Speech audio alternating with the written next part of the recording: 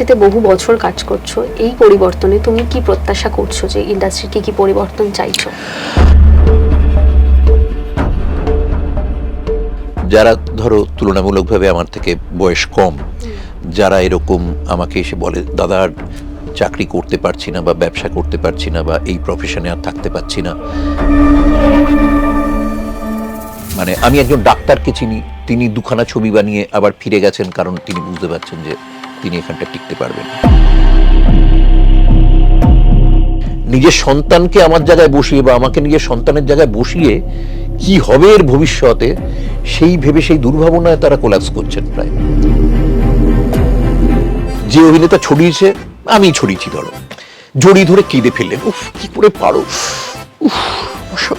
আচ্ছা কিন্তু তুমি এটা করো না, হ্যাঁ এটাই রাখবো কিন্তু আমি আরেকবার নিচ্ছি, মানে যাচ্ছে তাই হয়েছে আর কি। কিন্তু অঞ্জনদার বলার ধরনটা হচ্ছে এরকম, এবং শিবু যেহেতু কোনো এক সময় অঞ্জনদার সাথে কাজ করেছিল, আমি বুঝি না যে এটা কি দুষ্টুমি করে বলছে নাকি সত্যি ভাল লেগেছে। আমার খুব পছন্দের একটা ছবি রয়েছে, সেটা আমার মনে হয়েছিল যে খুব আমার হয়তো অভিনয়টা উতরেছে, কিন্তু সে ছবি কেউ প্রায় দেখেইনি। মায়া কুমারী বলে একটা ছবি আছে। মুখগুলো আর কজন মনে রাখে। মা আমাকে কখনো এটার জন্য খুব কিছু তিরস্কার করেননি। আত্মীয় স্বজন, পাড়া প্রতিবেশী তারা করেছেন, এবং তারা বলেছেন যে মা আমার মাথাটি খাচ্ছে। চাকরি ছেড়ে অভিনয় জুনিয়র আর্টিস্ট হয়ে ইন্ডাস্ট্রিতে আসলেও 3 দশক ধরে তিনি প্রায় দাপিয়েই বেড়াচ্ছেন বলা যায়, দর্শকদের খুব কাছের। এবং ইন্ডাস্ট্রির রনিদা বলবো আমি, আমার সঙ্গে রজতা দত্ত রয়েছে। নমস্কার এবং সিটি সিনেমায় তোমায় স্বাগত। Thank you. আর আমি একটু শুরুটাই জিজ্ঞেস করি, আমরা ফুলপিসি নিয়ে আজকে কথা বলবো, এবং একটা ছবি যেটাতে মানে এই যে তুমি এক্ষুনি বলছিলে যে অনেকটা কাস্ট এবং এতগুলো মানুষজন, এবং সেখানে নিজের একটা চরিত্র, এবং প্রত্যেকটা চরিত্রে আলাদা আলাদা করে একটা জাস্টিফিকেশন রয়েছে। আমি একটু তোমারটা নিয়ে শুনি এবং তারপর আমি বাকিদেরটায় আসছি। দেখো, এই জয়েন্ট ফ্যামিলির ছবির মধ্যে একমাত্র আমি বাইরের, হ্যাঁ আউটসাইডার, উকি মারছি কোনের দিক থেকে। না, হ্যাঁ অনন্যাকেও ফ্যামিলিরই বলা যায়, আমি একমাত্র বাইরের। আর ফুলপিসি নামটা তো আসে ওই জয়েন্ট ফ্যামিলির সময়, কারণ যেখানটায় নাকি আমাদের পরের জেনারেশনে তো প্রায় কাকা মামা মাসি এই সম্বোধনগুলোই থাকবে না, সবাই হয়তো একজন করে ছেলে মেয়ে। কিন্তু যখন নাকি বিরাট বড় পরিবার ছিল, তখন ওই রকম রাঙা দাদু, ফুলপিসি, মিছরি দিদা এইসব পাওয়া যেত। তা সেই সূত্র ধরে ওই রকম সময়ের একটা গল্প, একটা রাজবাড়ির গল্প, একটা মার্ডার মিস্ট্রি, তাতে একজন মারা যান, এবং এতগুলো মানুষ থাকার জন্যে বাইরে থেকে যখন নাকি যা বলা হয় যে কোনো ডিটেকটিভ গল্পে, যে প্রত্যেকেই কেউই সন্দেহের বাইরে নয়, তো সন্দেহ করার অনেক মানুষ, প্রত্যেকেরকে সন্দেহ করার কারণ রয়েছে। এবার এটা নিয়েই এই ফুলপিসি এবং এডওয়ার্ডের গল্প।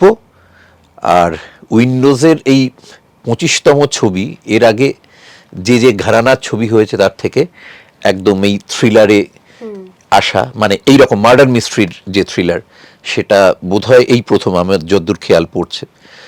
তা সেখানে এতজন চমৎকার অভিনেতা রয়েছে, সবাই দেখতেই পাচ্ছেন, এবং খুব ভালো দেখতে একটা ছবি।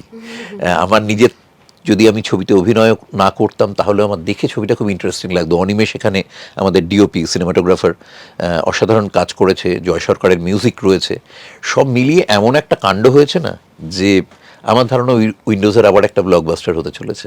একদমই। এবং রজতাবদা, আমি যদি একটু শুরুর সময়টা জিজ্ঞেস করি তোমাকে, যে এই যে চাকরি ছেড়ে অভিনয় আসে, এখন অনেকেই হয়তো সেটা সাহস করে দেখাতে পারে, কিন্তু সেই সময়টা যেই সময় তুমি শুরু করেছিলে, এখন ভাবলে মনে হয় যে একটা দুঃসাহসিক কাজ ছিল?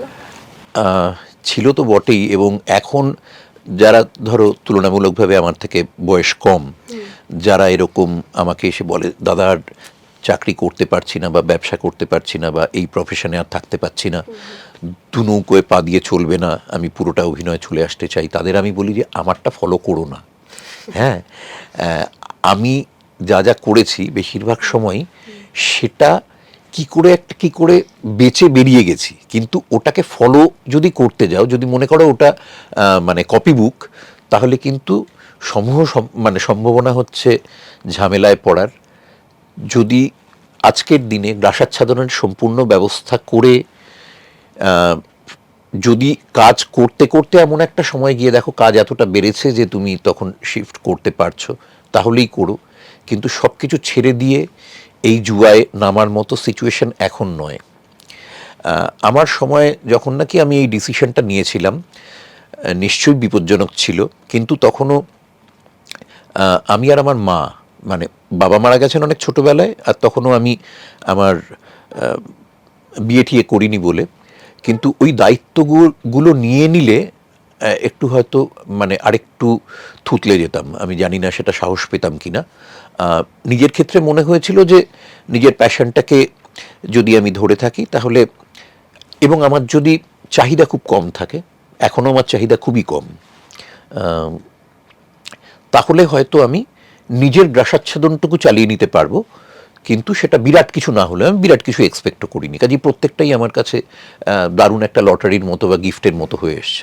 লটারি অবশ্য বলা হয় যেটা না খেটে পাওয়া যাচ্ছে, আমার সেরকম ছিল না। পুরোটাই খুব মানে পরিশ্রম করে বা অনেকটা সেটার জন্য যুদ্ধ করেই পেতে হয়েছে। কিন্তু এনিওয়ে, কিন্তু আমি বলছি যে এখন বা তখন কখনোই ওই সম্পূর্ণটা ছেড়ে দিয়ে আসাটা কখনোই সহজ নয়। তার জন্য হয়তো আমার থেকে অনেক ট্যালেন্টেড কোনো ছেলে মেয়ে ওখানে আটকে গেছে, কিন্তু আবার এরকমও রয়েছে অনেক ট্যালেন্টেড কোনো ছেলে মেয়ে আটকে গেছে বলে তাদের বাকি জীবনটা সেই ক্রাইসিসে পড়তে হয়নি। কাজেই ওটা বেছে নেওয়া খুব শক্ত, যে ওই জুয়াটা খেলা যাবে কিনা, জুয়ার মতোই জানো তো পুরো। এটা আমি কখনো বলতে পারি না।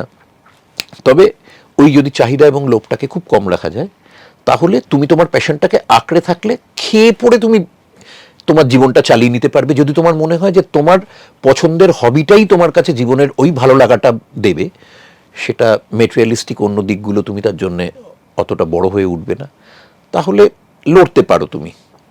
কিন্তু পুরোটা চাইলে সেটা একটা ঝামেলা। এই যে এই লড়াইটার কথাই যদি বলি, যে প্রত্যেকটাই তো স্ট্রাগলের বলার থেকে আমার মনে হয় একটা জার্নি। তখন লড়াই বলে বুঝিনি, জানো তো, তখন লড়াই বলে বুঝতেই পারিনি। এখন যখন ফিরে দেখি তখন মনে হয় সেটা একটা হয়তো খুবই বড় স্ট্রাগল, কিন্তু তখন না ওটাকে স্ট্রাগল বলে বুঝিনি। মানে মনে হতো যে খালি মনে হতো যেন তেতো না হয়ে যায়, জীবন সম্বন্ধে যেন বিটার না হয়ে যায়। এবং প্রত্যেকদিন সকালে উঠে নিজেকে অটো সাজেশনের মতো করে বলতাম যে আজকে একটা দারুণ দিন কাটবে, রাত্রিবেলা শুতে যাওয়ার সময় বলতাম একটা দারুণ দিন কাটালাম। কারণ অভিনেতা হিসাবে আমি যে অভিজ্ঞতার মধ্যে দিয়েই গেলাম, সেটা অপ্রাপ্তিরও যদি হয় তাহলে সেটা অভিনেতা হিসাবে আমাকে আরেকটু গড়ে তুললো, আরেকটু বেটার অভিনেতা করলো হয়তো। তো সেই বিশ্বাসটা নিয়ে সেই লড়াইটা করা, কিন্তু স্ট্রাগল বলে তখন ঠিক বুঝিনি, বরং মজারই লাগতো। মানে কালারফুল ছিল খুব, পৃথিবীটা অনেক বেশি কালারফুল ছিল। এখন তুলনামূলকভাবে অনেক বেশি মানে টোনাল কোয়ালিটিতে মোনোকালার চলে এসছে। এটা শুভেন্দুদা, আমাদের অভিনেতা শাশ্বতর পিতা, মানে ওটা তার পরিচয় নয় কিন্তু বোঝানোর জন্যে, উনি একটা খুব চমৎকার কথা বলতেন যে আগের ছবিগুলো হতো ব্ল্যাক অ্যান্ড হোয়াইট, মানুষগুলো ছিল কালার্ড, আর এখন ছবিগুলো হয় কালার্ড কিন্তু মানুষগুলো ব্ল্যাক অ্যান্ড হোয়াইট হয়ে গেছে। আচ্ছা দাদা, খুব ছোট বয়সে যখন বাবা চলে যায় এবং মা এবং তুমি তোমার দাদাও রয়েছেন, সেই যে সংসারটা চালনা করা, একটা হয় না যে চাকরি ছাড়লে পরিবার সবসময় সম্মতি দেয় না, তোমার ক্ষেত্রে সেই জায়গাটা কতটা ছিল? জুনিয়র আর্টিস্ট হিসেবে শুরু করছো, কতটা কাজ পাবে? মা আমাকে কখনো এটার জন্যে খুব কিছু তিরস্কার করেননি। আত্মীয় স্বজন, পাড়া প্রতিবেশী তারা করেছেন এবং তারা বলেছেন যে মা আমার মাথাটি খাচ্ছে। এবার মজা ছিল যে অনেকের বাড়ি থেকে যেরকম বাড়ির ধরো বাবা বা মার স্বপ্ন ছিল অভিনেতা হবেন বা কোনো একটা পারফর্মিং আর্টসে আসবেন, তারা পারলেন না। এবার তারা ভাবছেন তাদের ছেলে মেয়ের মধ্যে দিয়ে সেটা হবে এবং সেইভাবে একটা সমর্থন থাকে, ভাবছেন যে তার পুত্র বা কন্যা একজন বড় অভিনেতা, ডান্সার, লেখক যাই হবে, সেই সাপোর্টটা থাকে এবং সেই প্রত্যাশা থাকে, স্বপ্ন থাকে সন্তানকে ঘিরে। আমার ক্ষেত্রে কিন্তু সেটাও ছিল না। যেটা আমার মনে হয়েছিল ওই সময়ের একজন মানুষ, আমার মায়ের কথা বলছি, সেই জায়গায় দাঁড়িয়ে খুব আধুনিক চিন্তা। আজকের দিনে যেটা বলা হয়, আজকের দিনে তো ছেলেমেয়েরা অনেক বেশি, বাবা মারা যেহেতু আমাদের জেনারেশনে সবাই ওই ডায়লেমাটা দেখেছে বা নিজে তার মধ্যে দিয়ে গেছে, সবাই তার সন্তানকে বলে তুমি কি করতে চাও বাবা বলো, আমার যদি একদম সাংঘাতিক আমার দেয়ালে পিঠ না ঠেকে যায়, আমি চেষ্টা করব তোমার মতো করেই, সেটা বুঝতে পারছি হয়তো খটকা লাগছে যে তুমি ঠিক ডিসিশন নিচ্ছ না, তাও আমি তোমাকে সাপোর্ট দেওয়ার চেষ্টা করব। ওই সময় কিন্তু সেটা ছিল না। ইভেন মা এটাও ভাবছেন না যে আমি বিরাট দিকপাল কোনো অ্যাক্টর হব, কিন্তু মা ভাবছেন যে আমি আমার প্যাশনকে ফলো করছি, এবং সেটাতে মা আমাকে একটা সাপোর্ট দিচ্ছেন। এটা তখন একটা খুব আধুনিক একটা একটা কি বলবো সিদ্ধান্ত বলবো, একটা আধুনিক মনন বলবো তার ক্ষেত্রে। এবং তিনি আমাকে মাঝে মাঝে বলতেন যে আর কতদিন টাইম নিবি তুই এই এক্সপেরিমেন্টটা করার জন্য সেটা বল। আমি হয়তো বলছি যে আরেকটা বছর দেখি, বলছি আচ্ছা ঠিক আছে দেখ। কিন্তু সেই বছরটা চলে এলেও আমার ওই মানে বাড়ির পরিস্থিতিটা দেখে মনে হচ্ছে যে মা ওই দিকটা সাপোর্ট দিয়ে দেবেন। আমি হয়তো খুব 200-500 টাকা করেই রোজগার করছি, তাতে আমারটুকু চলে যাচ্ছে, তার বেশি চাপ আমাকে মা দিচ্ছেন না, আমাকে সেই পরিসরটা দিচ্ছেন সেই লড়াইটা করার। এটা খুব একটা বড় ব্যাপার আর কি। সেটা ঠিক হ্যাঁ, সে সহজে পাওয়া মানে আজকের দিনে আবারও বলছি অনেকটা সহজ, কিন্তু তখন বেশিরভাগ ক্ষেত্রে আমার বিভিন্ন বন্ধুর মায়েদের খেয়াল আছে যে তারা তো আমায় অনেক ছোটবেলা থেকে চেনেন এবং সন্তান স্নেহেই দেখছেন। এক একজনের বাড়িতে গিয়ে বলছি ধপ করে সেই সব মাসিমারা বসে পড়ছেন আর কি চেয়ারে, বলিস কি বলে ধপ করে বলে গেলেন, মানে তার মধ্যে কোনো অতি নাটকীয়তা নেই। নিজের সন্তানকে আমার জায়গায় বসিয়ে বা আমাকে নিজের সন্তানের জায়গায় বসিয়ে কি হবে এর ভবিষ্যতে সেই ভেবে সেই দুর্ভাবনায় তারা কোলাপস করছেন প্রায়। তা যাই হোক, সেসব একটা সময় পেরিয়ে গেল। একটু আধটু কাজ করতে করতে একটা সময় নিজেরটা চলে যাওয়ার মতো, তারপর নিজের সাথে আরেকটু সচ্ছল হবার মতো। তবে যে কোনো এই ধরনের প্রফেশনে যা হয় ফ্রিল্যান্সারদের ক্ষেত্রে ওইটা তো থাকবেই, মানে একটা উঠবে নামবে, সেটার সম্বন্ধে ধৈর্য রাখতে হবে, বিশ্বাস রাখতে হবে, এবং যেই পরিস্থিতিটা আসছে সেটাকে মেনে নিতে হবে। এই যে কাজ পাওয়ার পরিসরটা এখন অনেকটা বদলেছে। আগে আমি যতটা জেনেছি যে অডিশন বা কোনো থিয়েটারের মঞ্চ থেকে, সেখান থেকে যদি অভিনেতারা অনেক সময় পছন্দ হলে তারপর ক্যামেরার সামনে এসে অভিনয় হয়েছে। এই পরিসরটা এখন যেটা বদল হয়েছে সেটাকে তুমি কিভাবে দেখো? অডিশন কিন্তু আমাদের ছোটবেলায় খুব একটা দেখিনি আমরা, অডিশনটা এখনই বরং শুরু হয়েছে। আমাদের ক্ষেত্রে থিয়েটার থেকে ডিরেক্টররা সবাই থিয়েটার থেকে অভিনেতা পছন্দ করতেন, খুঁজে বার করতেন। প্রায় সব ডিরেক্টরই থিয়েটার দেখতেন তখন গিয়ে। এবং আসলে এখন শুটিংয়ের টাইমটা এত দীর্ঘ হয়ে গেছে, বেশিরভাগ সময় মানে ওই 8 ঘন্টা শিফট তখন খুব বাধা ধরা ছিল আর কি।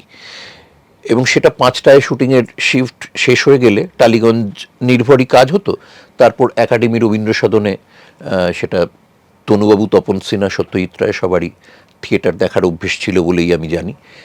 এবং বোর্ড থিয়েটার, তাতে সব দিকপাল, সব চরিত্রাভিনেতারা কাজ করছেন। শ্যামবাজারেও সেই সব কাজ দেখতেও তারা আসতেন, তাতে হয়তো অন্যান্য ছেলে মেয়েরাও যারা নতুন তাদেরও কাজ দেখতে পাচ্ছেন।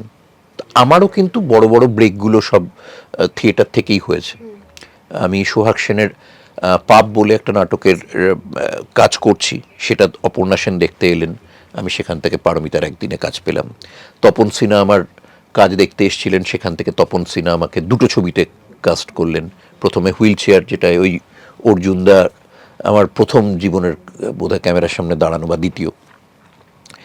তারপরে এবার আজব গায়ের আজব কথা বলে একটা ছবিতে কাজ দিলেন প্রথম পার্থ দেখে। ব্রাত্য বসু একটা তখন স্ক্রিপ্ট লিখছিলেন উইঙ্কল টুইঙ্কল বলে, সেটার স্ক্রিপ্ট লিখতে লিখতে আমার কাজ দেখে তখন উনি রাস্তা বলে একটা ছবি করলেন, সেই কাজটায় আমি কাজ করলাম। এবং সেই কাজে মিঠুনদার সাথে আলাপ হলো, প্রথম আমার কমার্শিয়াল ছবি বারুদ, মিঠুনদা আমাকে সিলেক্ট করলেন। তা আমার থিয়েটারের জার্নি থেকেই কিন্তু কাজ এসছে। সেটা এখন অডিশনের ব্যাপারগুলো থাকে, আমি সেগুলোর ঠিক জানি না। আমাকে বরং পরবর্তীকালে হিন্দির জন্য কয়েকবার অডিশন দিতে হয়েছে। আর আর আর অডিশনের ক্ষেত্রে বেতারে তখন আকাশবাণীতে অডিওর জন্যে অডিশন দিতে হতো সরকারিভাবেই, সেটা আমি কখনো দিইনি, কিন্তু ওখানে অনেকে অডিশন দিয়ে কাজ করতেন। পরবর্তীকালে এখন তো অনেকটা বদলে গেছে, এখন হয়তো অনেকটা প্রফেশনাল হয়েছে, মানে যেরকমভাবে এখন সারা পৃথিবীতে কাজ হচ্ছে।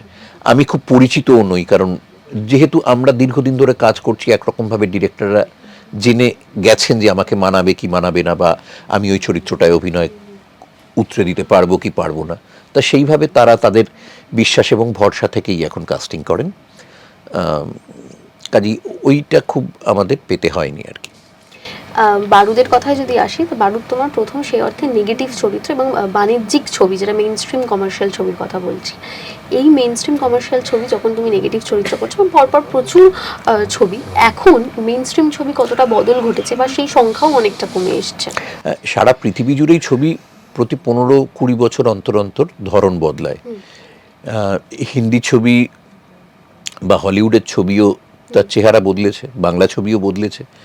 এখন যে কমার্শিয়াল ছবিগুলো হয় সেগুলো নিও কমার্শিয়াল, মানে যেহেতু গ্রামের দিকে যে হল ছিল সেগুলো সিঙ্গেল স্ক্রিন এখন প্রচুরই, হয়তো একটা ছবি বছরে কি দুটো ছবি বছরে লাগছে, বাকিগুলো বিজনেস করছে না, তার অবস্থা ভালো নয়, রেনোভেশনের টাকা নেই, সব করে উঠে গেছে। তো কাজেই এখন মূলত শহর, মফস্বল, এখন শহরও বিস্তৃত হয়েছে, গ্রামের দিকেও আমি সেটাকেও শহরই বলছি, শহরতলি এবং বিদেশ, সেই মার্কেটটা ধরে যেহেতু ছবি করা হয় এবং নির্দেশক যারা, তারাও সবাই শহুরে মানুষ বেশিরভাগ। অভিনেতারা হয়তো অনেকে মফস্বল থেকে এসছেন, কিন্তু নির্দেশকরা মূলত শহুরে মানুষ বলে তাদের, মানে প্রত্যেক মানুষ সেই ছবিটাই করার চেষ্টা করে যেই অভিজ্ঞতার পরিসরে তাদের ঘোরাফেরা, যে বই তারা পড়েছে, যে সিনেমা দেখে তারা বেড়ে উঠেছে। কাজেই তারাও তুলনামূলকভাবে একটা আরবান ছবি, যেগুলো আমরা মাল্টিপ্লেক্সে এখন দেখি, সেই ছবির ক্ষেত্রেই এখন ওটাই নিও কমার্শিয়াল। মানে আমি আজ থেকে 2000 থেকে 2015 এই সময়ের যে ছবিটা বলছি, সেই সময় যে ছবি হতো বা তার আগে যে ছবি হতো, বুম্বাদা যে ছবি করতেন, সেই ছবিগুলোর ধরন বদলেছে এখন। তা এখন যে ছবি হয়, এখন কমার্শিয়াল ছবির ধরনটা এটা, এবং সবাই বোধহয় মাঝখানের একটা ওয়ে আউট খুঁজছে, কারণ মডেল হিসেবে এখন সাউথ ওপরে উঠে এসছে, বম্বেও কনফিউজড, এবার সাউথ কেন ক্লিক করছে সেটা ভাবার চেষ্টা করে সাউথকে অনেক সময় মানে সেই ছবিগুলোর কপি করে একটা সময় চালানোর চেষ্টা হয়েছে, তারপর সেটা বন্ধ হয়ে গেল, কারণ লোকে তার হিন্দি ডাবড ভার্সন দেখে ফেলছে বলে সেই মার্কেটটা এখন আর কাজ করে না। কাজেই এখন ওই বিভিন্ন সময় রুচি যেরকম বদলাতে বদলাতে যায়, সেই রুচি বদলে এসে এখন যে ধরনের ছবি বিজনেস করছে, তার মধ্যে আমরা যেরকম উইন্ডোজের ছবি দেখতে পাই, একেনের সিরিজগুলো দেখতে পাই, এগুলো শিওর শট যেরকম কিছুদিন আগে গুপ্তধন রিলিজ করেছে, মানে নিও কমার্শিয়াল বা আরবান কমার্শিয়াল ছবি বলবো আর কি, এই ছবিগুলোই এখন সেই অর্থে বিজনেস করে। আচ্ছা, তোমার মনে হয় না যে নেগেটিভ চরিত্র বা ভিলেনের সংজ্ঞাটাও অনেকটা বদলেছে বলে? তোমরা যে ধরনের ভিলেন করেছো, তার লুক বা তার গঠন, এখন অনেক বেশি ভিলেন অনেক সুদর্শন হতে হবে বা তার নিজস্ব একটা কাঠামো থাকবে শারীরিকভাবে, তো সেই বদলটা কতটা লক্ষণীয়? দেখো, ভিলেন তো চিরকাল সবসময়, মানে তুমি যদি আমাদের বাংলা ছবিতে তো সেই অর্থে ভিলেন আর হিরোর টক্করের ছবি একটা সময় হতো না, মূলত প্রেমের ছবি হতো, একজন স্ট্রাগল করে কি করে পায়ের তলা জমি পাচ্ছে। তুমি যদি উত্তম কুমার বা সৌমিত্র চ্যাটার্জির ওই সময়টা ধরো, তাতে মূল খলনায়কের ভূমিকাটা আরও অনেকটা পরে আসছে, এবং ভিলেন কি নিয়ে তার ভিলেনি করবে সেই স্ট্রাকচারটা যদি আবার আমি হিন্দির ক্ষেত্রে অনেক আগের থেকে এসছে বলে ধরি, তাহলে দেখবে প্রথমে জমিদার জোরদার এই স্কেলটা এসছে, তারপরে সোনা চালান, তারপর হিরে চালান, তারপর নেশাদ্রব্য, তারপর অস্ত্র, এবং শেষে টেররিস্টে এসে তার জার্নিটা থেমেছে। এবার এই পুরো জার্নিটার মধ্যে দিয়ে জোরদার হলে যে চেহারাটা দরকার, সে তো লেটেল বাহিনী পুষবে। এবার একটা টেররিস্ট যখন মানে তার মূল খলনায়ক হচ্ছে, তাকে অনেক বেশি একটা আর্মির কাঠামো রাখতে হচ্ছে, কাজেই চরিত্রের প্রয়োজনে তাকে সেরকমভাবে প্রস্তুত হতে হচ্ছে। আর 2 নম্বর, তুলনামূলকভাবে খুব ভালো দেখতে যাকে কোট আনকোট, মানে যেরকমভাবে আমরা ভালো দেখতে বলি আর কি, যেই যেই জায়গাগুলো, একজন লম্বা হবে, একজন খুব সুন্দর চোখ হবে, গায়ের গাত্রবর্ণ ইত্যাদি ইত্যাদি, যেগুলো দিয়ে ঠিক করা হয়, এবং যে খলনায়ক করবে তার অন্যরকমভাবে কোথাও হয়তো সেই শারীরিক ইয়েটায় সে থাকবে না, সে কোথাও বাকি একটু হয়তো খুঁত যুক্ত হবে বা তাকে করা হবে, নইলে সেরকমভাবে ওই বেসিক্যালি তো একটা রূপকথা হচ্ছে যে এক পুত্র ছিল, সে রাজকন্যাকে বিয়ে করতে চাইলো, তারপর রাক্ষস এসে মাঝখানে তাকে কোথাও বাধা দিল বা রাজকন্যাকে নিয়ে গেল, রাজপুত্র রাক্ষসকে মেরে, সে স্টার ওয়ার্স বলো বা যাই বলো সবসময় ওই গল্পটাই অন্যায়ের গল্প, এবং তার সাথে মাঝখানে হিরোইন ওই রকম ভাবে ঢুকে ঢুকে পড়ে। তো সেগুলো চেহারা বদলেছে, সেগুলোর ডেফিনেটলি মানুষের রুচিও একটু একটু করে বদলেছে। রুচি বদলেছে সেটা কন্টেম্পোরারি, সে তার ক্রস রেফারেন্স হিসেবে যা যা দেখছে, তুলনামূলকভাবে ঠাকুরমার ঝুলির থেকে সে যেই মুহূর্তে হলিউডে বেশি ঢুকবে, তখন তার যে স্ট্রাকচারটা সবাইকেই দেখে তুলনামূলকভাবে মনে হয় এও তো নায়ক হতে পারত, কাজেই সেই চেহারা ধরে তখন সেটাকে করা হয়েছে। তা এগুলো ওই রকমভাবে মানুষ যখন যেটা চাইবে বা সেই প্রয়োজনে থাকবে, সেটার প্রয়োজনে খানিকটা আসে, আর খানিকটা আসে চমক লাগানোর জন্য, অন্যরকম কিছুর জন্য। তো সেই রকমভাবে তখন নেগেটিভ চরিত্র করে। আচ্ছা, প্রত্যেকটা নেগেটিভ চরিত্রে তোমার স্বাচ্ছন্দ্য ছিল নাকি কোনো সময় কোনো চরিত্র? আমরা কি ফুলপিসি নিয়ে একটুও কথা বলবো? হ্যাঁ, বলবো। কি আশ্চর্য! আচ্ছা বলি, এই কথাটা বলি, তাহলে আমরা ফুলপিসিতে চলে যাব। কি ছিল নেগেটিভ চরিত্রে স্বাচ্ছন্দ্য ছিল কিনা? হ্যাঁ, আমি তো থিয়েটার থেকে এসেছি, থিয়েটারে ঠিক ওরকম নেগেটিভ পজিটিভ হিসেবে যেহেতু দেখা হয় না, আর 2 নম্বর আমার জীবনের ক্রাইসিসও যেহেতু শুধুমাত্র প্রোটাগনিস্ট করতে হবে এরকম ছিল না, তার কারণ আমি প্যারালালি অনেকগুলো কাজ করার সুযোগ পেয়েছি। যেরকম কমার্শিয়াল ছবিতে আমাকে নেগেটিভ চরিত্রই করতে হয়েছে 60 থেকে 70%, কিন্তু সেই সময়টায় আমাদের ওই সময়টা টেলিফিল্মের স্বর্ণযুগ ছিল। আমি প্রায় 30 থেকে 40টা এমন টেলিফিল্ম করেছি বিভিন্ন চ্যানেলে, যেগুলোতে আমি প্রোটাগনিস্ট। কাজেই সেগুলো কিন্তু সেই ডিরেক্টররা এখন তারা অন্য ধারার ছবির মানে খুব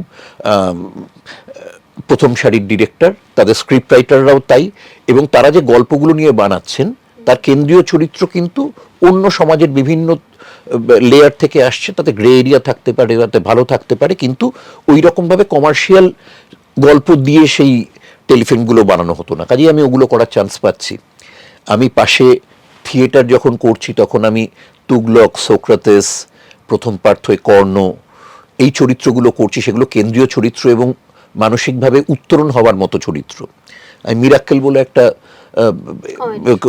শো করছি যেখানটায় আমি 15 বছর ধরে জাজিং করেছি। কাজেই আমার কখনোই নেগেটিভ ক্যারেক্টারটা বোঝা হয়ে ওঠেনি, ওটা একটা পার্ট হয়ে থেকেছে। আমি বরং আমার মতো সৌভাগ্যবান অভিনেতা কম আছে যে বিভিন্ন সেক্টরে নিজেকে এক্সপ্লোর করার সুযোগ পেয়েছে। কাজেই ওই রকম কোনো কষ্ট নিয়ে আমার কেরিয়ার তৈরি হয়নি। আচ্ছা, ফুলপিসিতে যখন মানে কাস্টিং এর দিকটা দেখি আমি, মানে স্টার কাস্ট ভরা, অর্জুন চক্রবর্তী অনেক দিন পর এবং উইন্ডওয়াজের হাত ধরেই পর্দায় আড্ডা কি হয়েছে একটা? তুলনামূলকভাবে কম হয়েছে। এখন কি হয়, আলাদা আলাদা ধরো কিছু কিছু ঘরে মানে কাছেই হোটেল ছিল, এবার তার সিনের সময় হয়তো তিনি আসছেন, আর অন্য সময় হয়তো মানে সিন হয়ে গেলে আবার হয়তো তারা হোটেলে ফিরে যাচ্ছেন, রেস্ট নিচ্ছেন।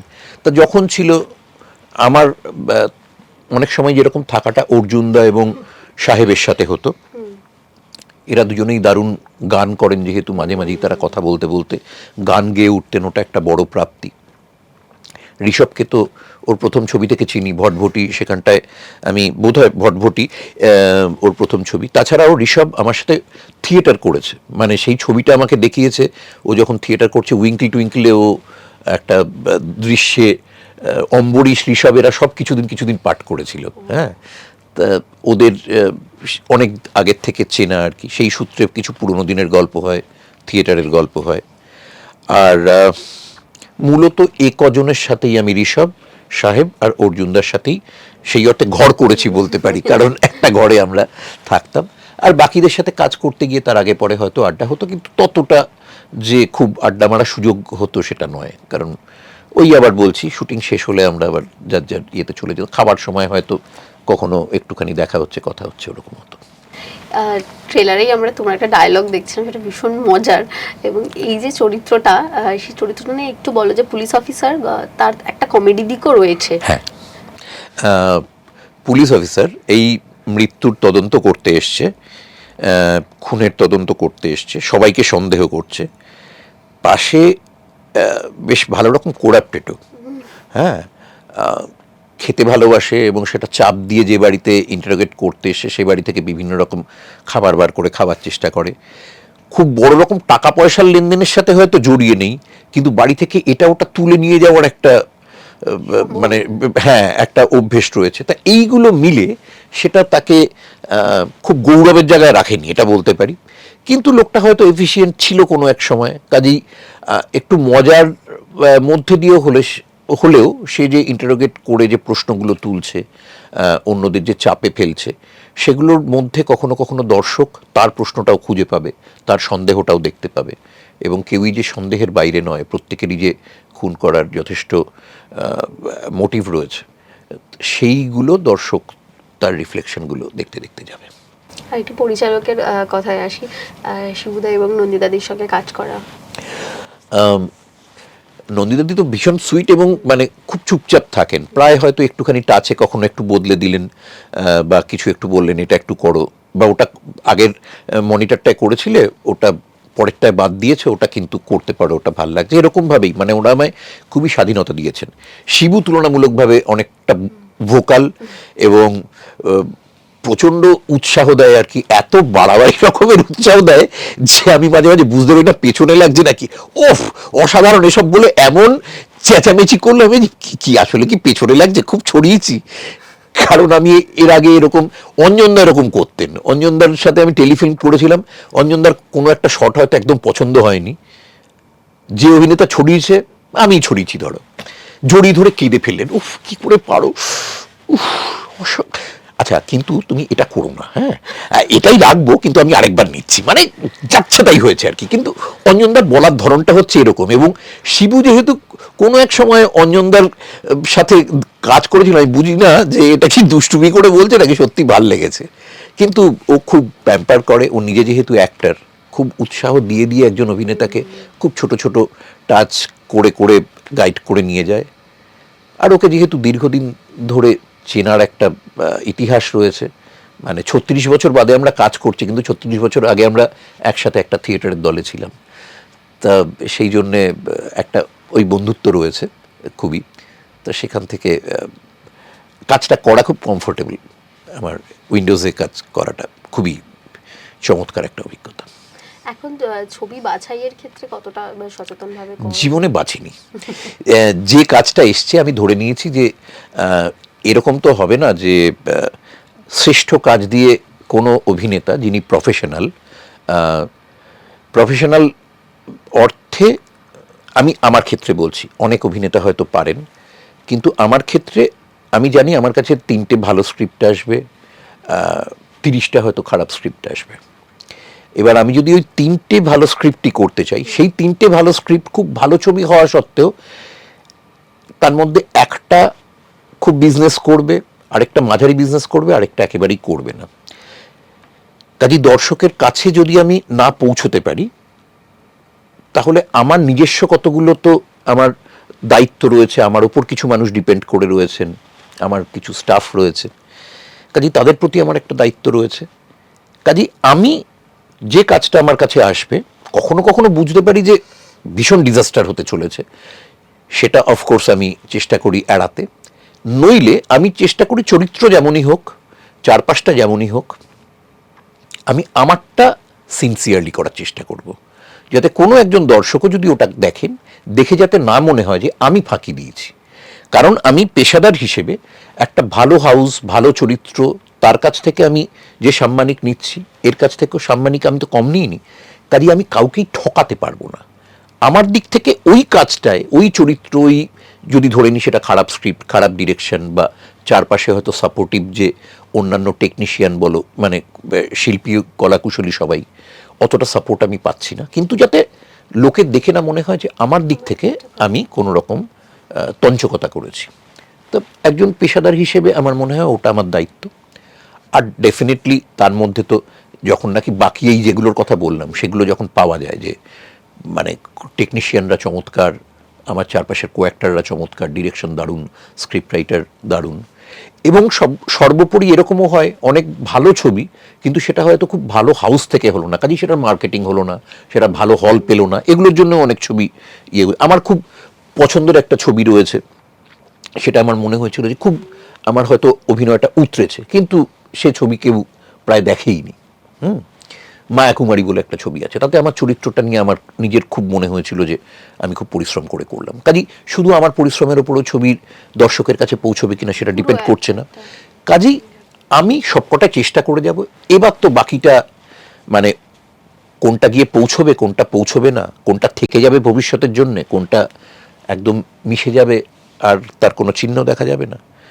আর কোনো কাল্ট ছবি তো আগের থেকে ভেবে কোনো ডিরেক্টর, অ্যাক্টর, হাউস কেউ তৈরি করতে পারেনি। ওটা বহু বছর পেরিয়ে যাওয়ার পরে বোঝা যায় যে সেই ছবিটা কাল্ট ছবি হলো।